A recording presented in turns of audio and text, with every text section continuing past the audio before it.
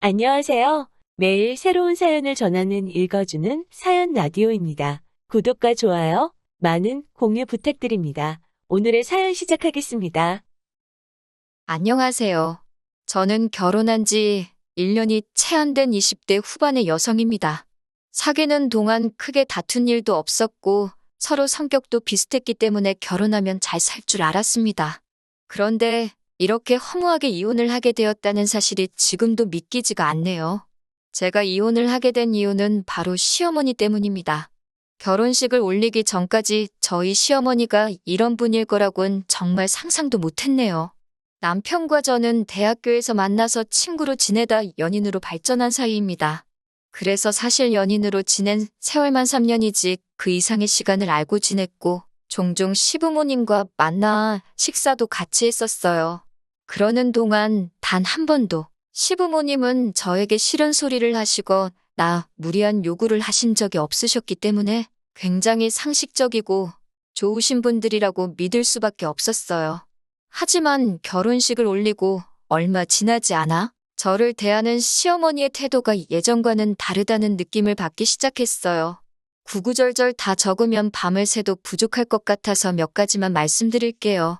저희는 신혼집을 시댁에서 멀지 않은 곳에다 구했습니다.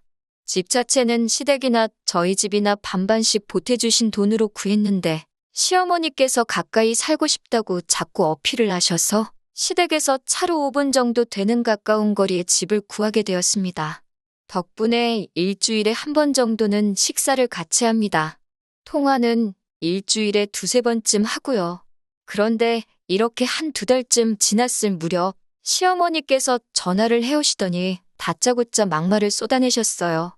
저더러 얼마나 대단한 일을 하길래 안부 전화도 안 하냐며 저에게 시부모가 죽어서 정말 썩어문드러져도 모를 거라 하셨습니다. 니네 부모님이 그렇게 가르쳤냐며 참 싸가지가 없다 하셨고요. 정확히 3일 전에 가족 다 같이 식사를 했고 그때 평소와 다름없이 분위기도 좋았어요. 당연히 시부모님 두 분 다 매우 건강하셨고요. 그런데 그 이후에 전화 안 했다고 이 정도로 욕을 먹을 일인가 싶었고 정말 어이가 없었습니다. 처음 겪는 상황에 너무 벙쪄서 일단은 죄송하다고 몇 번을 사과드렸어요. 이윽고 시어머니가 전화를 끊으시고서야 정말 내가 아는 그 시어머니한테 온 전화가 맞나 싶어서 몇 번이고 눈을 비비고 핸드폰을 들여다봤습니다. 퇴근한 남편에게 이야기하니 처음엔 믿지 않는 눈치였어요. 그래서 전화 걸려온 시간을 보여주면서 진짜로 그러셨다니까. 시어머니가 혼자 집에 계시다 보니 외롭고 적적해서 그러신가 보다며 앞으론 하루에 한 번 정도는 먼저 연락을 드리라고 하더군요.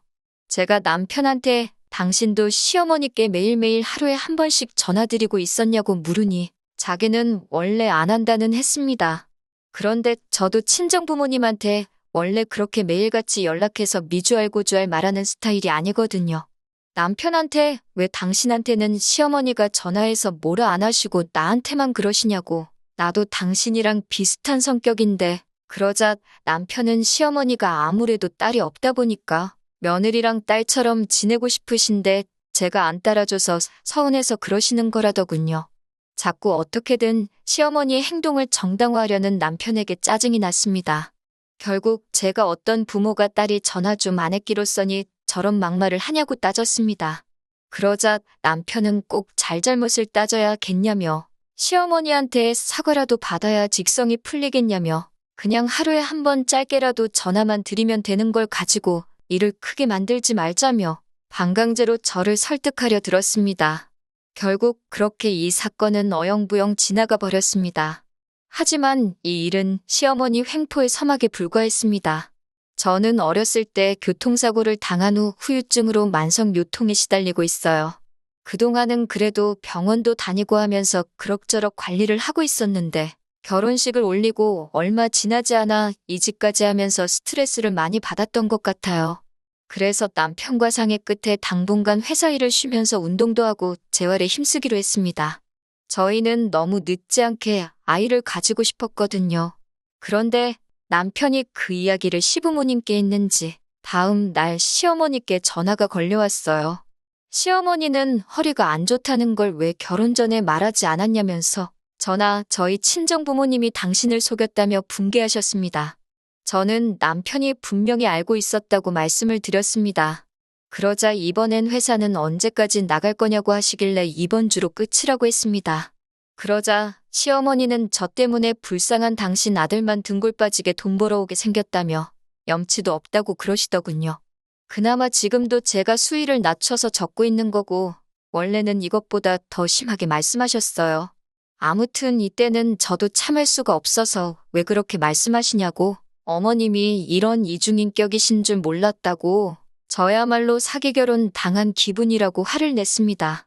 그러자 시어머니는 전화를 확 끊어버리셨어요. 퇴근하고 집에 들어온 남편에게 오늘 낮에 시어머니가 하신 말씀을 하나도 빼놓지 않고 전달했습니다. 대성통곡을 하면서 이야기를 하니 남편도 이번엔 제 말을 믿는 눈치였어요. 당장 시어머니께 따지러 가자더라고요. 그렇게 시댁에 도착해 남편이 왜 말씀을 그런 식으로 하셨냐 따져 물었습니다. 그러자 시어머니가 갑자기 눈물을 쥐어 짜내며 새아가가 아프다고 하니 시어미로서 걱정이 되어 전화 한 번 건 것뿐인데 그것마저 듣기가 싫다 하니 더는 할 말이 없다며 미안하다 하시더라고요. 정말 입이 떡 벌어질 정도의 놀라운 연기 실력을 가지고 계셨습니다. 핸드폰 녹음을 안 한 제 자신이 원망스러울 정도였어요. 나중엔 시어머니가 목 놓아 우는 신용까지 하셨고 그러자 남편이 죄송하다 하더라고요. 그러면서 저에게 저번부터 자꾸 일을 크게 만드는 것 같다며 아무리 며느리들이 시자만 들어가도 소름 끼쳐 한다지만 그래도 이건 아니지 않냐며 한숨을 내쉬곤 시부모님께 소란스럽게 해서 죄송하다고 사과를 하라고 했습니다. 급기야 남편은 제 목덜미를 짓누르다시피 하더니 억지로 저를 무릎 꿇게 하더군요. 저는 결국 시댁을 뛰쳐나와 집까지 걸어오면서 정말 미친 여자처럼 울었습니다. 그 일 이후로 남편과 헤어져야겠다는 생각을 했습니다. 사이코 같은 시어머니 때문에 정신이 어떻게 될 것만 같았고 남편은 제 말을 믿어주지 않았으니까요. 하지만 머리로는 헤어져야지 생각하면서도 쉽게 결단을 내리지 못했습니다. 이혼녀가 된다는 두려움이 컸던 거예요. 결국 결단을 내리지 못하고 며칠 동안 시간만 흘러갔어요. 스트레스 때문인지 몸이 좋지가 않아서 병원을 찾았다가 제가 임신을 했다는 놀라운 소식을 듣게 되었습니다. 임신 4주차였어요.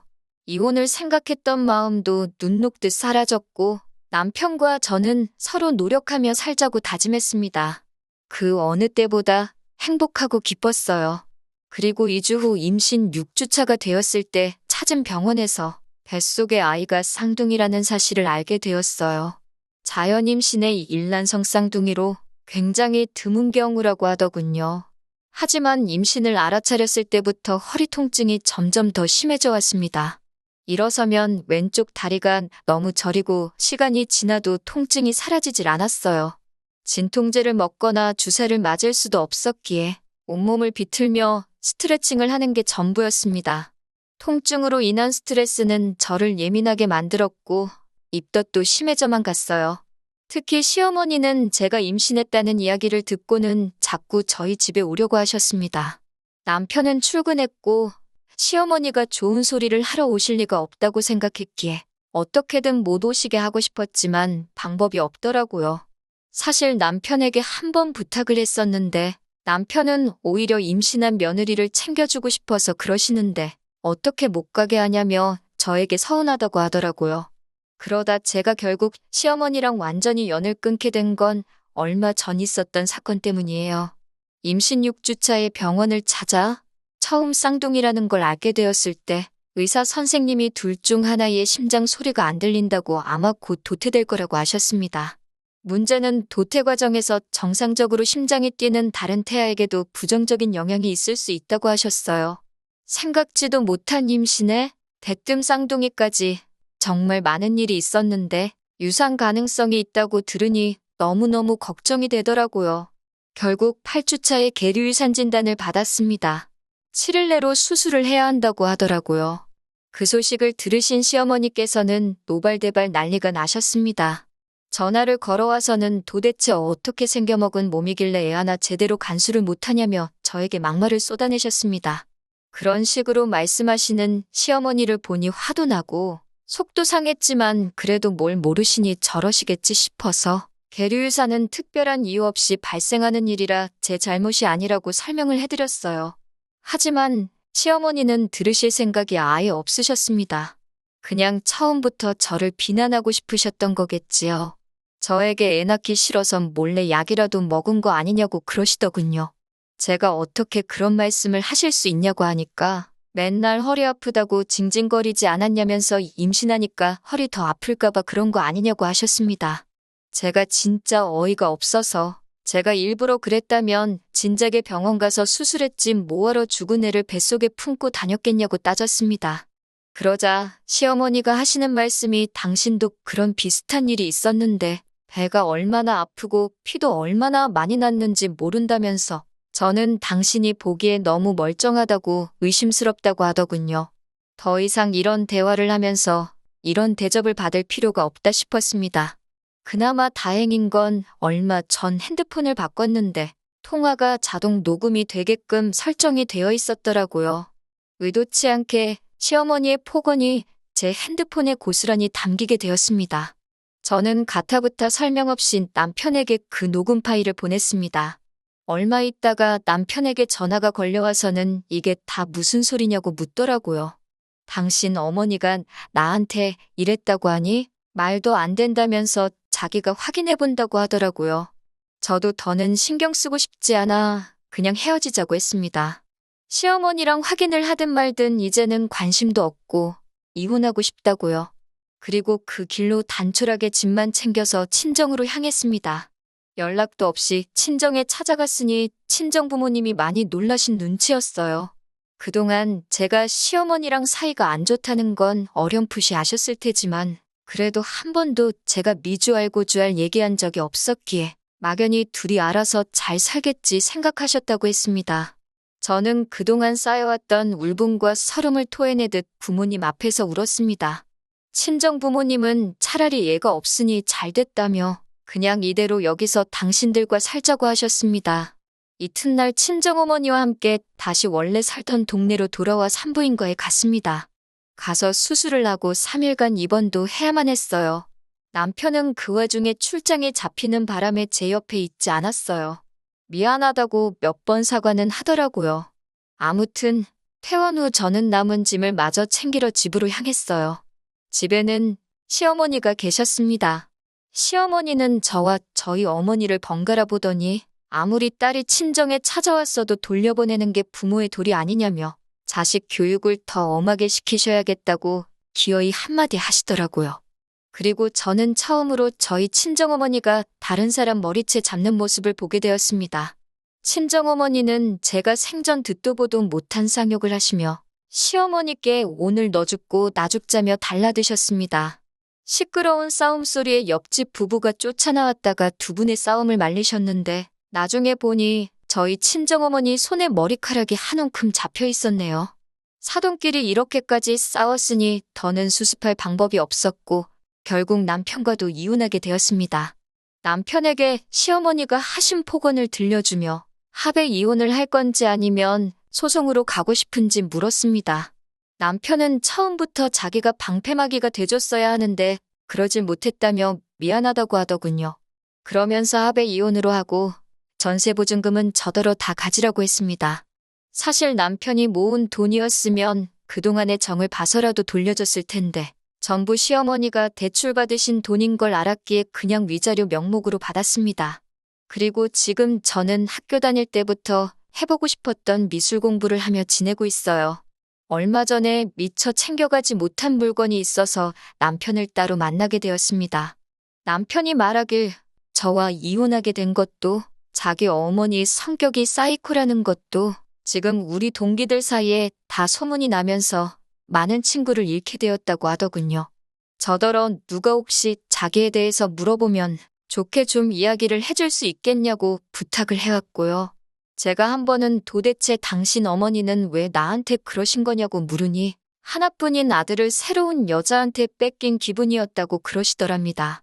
어떻게 며느리를 질투의 대상으로 삼을 수 있는지 제 상식으론 도저히 이해가 되지 않았습니다.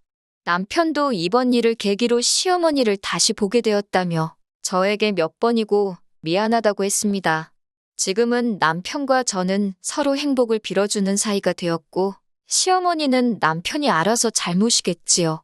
사실 크게 관심이 없습니다. 이제는 돌아선 남남이니까요. 아마 시어머니 살아계신 동안에는 남편이 다시 결혼을 하지는 않을 거예요. 어렵게 되찾은 아들을 다시 빼앗기진 않을 거 아니에요?